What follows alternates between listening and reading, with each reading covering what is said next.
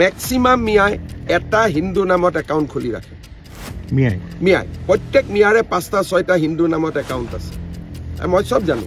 তেওঁলোকে নিজক হিন্দু বনাই হিন্দু ছোৱালীকে বিয়া কৰাই লয়। ফেচবুক একাউণ্টটো সৰু কথা হৈ গ'ল নাই। তেওঁলোকে মানুহৰ আগত ৰাহুল ৰাহুল ৰাহুল কৈ থাকে। ছোৱালীজনী বিয়া হোৱাৰ দিনা গম পায় যে ৰাহুল আলী। বিহাৰ ইলেকশ্যন বুলি নহয়, অসমে নিজৰ ভাৱেৰে জিকিব। বিহাৰেতো অসমৰ পৰা আঁচনি লৈ গৈহে জিকিছে। গতিকে আমি বহুত বেছি শক্তিশালী। বিহাৰত যি দেখিছে, অসম হ'ল এইবিলাক আঁচনিৰ জননী, লাডলি বেহেনা বা যিবিলাক, ইয়াৰ জননী হ'ল অসম। গতিকে অসমে কিমান ভাল কৰি ইলেকশ্যন জিকিব এইটো মাত্ৰ অপেক্ষা কৰি থাকক। ফেচবুকত মিয়াই হিন্দু নাম লৈ কৰা পোষ্টবিলাক অসমীয়া মানুহৰ প্ৰতিফলন নহয়।